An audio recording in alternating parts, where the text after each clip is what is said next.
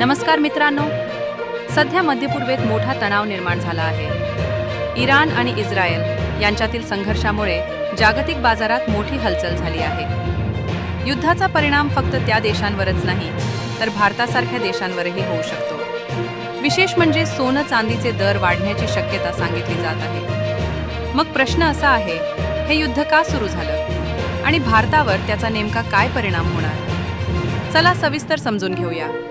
Israel आणि Iran यांच्यातील तणाव अनेक वर्षांपासून आहे। याची काही मोठी कारणं अशी आहेत। 1.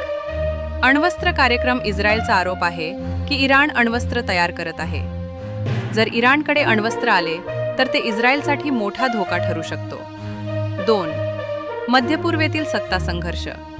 दोन्ही देश मध्यपूर्वेत आपला प्रभाव वाढवण्याचा प्रयत्न करत आहेत। लष्करी हल्ले आणि प्रत्युत्तर।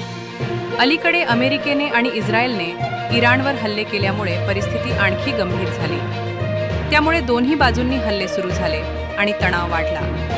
युद्धाचा भारतावर काय परिणाम होऊ शकतो? आता सर्वात महत्त्वाचा प्रश्न, याचा भारतावर काय परिणाम होईल? 1. तेलाचे दर वाढू शकतात। भारत मोठ्या प्रमाणात तेल आयात करतो। मध्यपूर्वेत युद्ध वाढलं तर तेलाच्या पुरवठ्यावर परिणाम होऊ शकतो।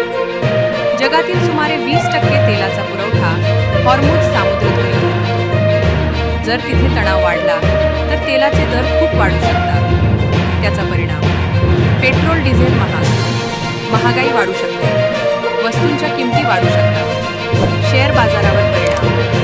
युद्धामुळे गुंतवणूकदार घाबरतात आणि शेअर बाजारातून पैसे काढतात। त्यामुळे सेन्सेक्स आणि निफ्टी खाली येऊ शकतात। बाजारात अस्थिरता वाढते।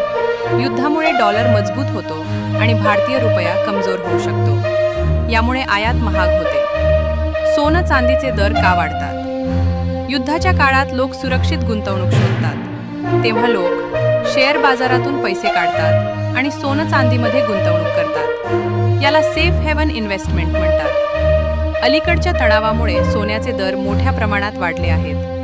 काही ठिकाणी सोनं 6,000 रुपयांनी आणि चांदी 9,500 रुपयांनी वाढल्याचंही सांगितलं जात आहे। म्हणून तज्ज्ञ सांगतात की युद्ध वाढलं तर सोनं चांदी आणखी महाग होऊ शकतात। जर हा संघर्ष थांबला नाही तर तेल महाग होईल, महागाई वाढेल, शेअर बाजार अस्थिर राहील, सोनं चांदीचे दर वाढतील आणि याचा परिणाम भारतासह संपूर्ण जगाच्या अर्थव्यवस्थेवर होऊ शकतो। मित्रांनो, तुमच्या मते हे युद्ध किती मोठं होऊ शकतं आणि त्याचा भारतावर किती परिणाम होईल?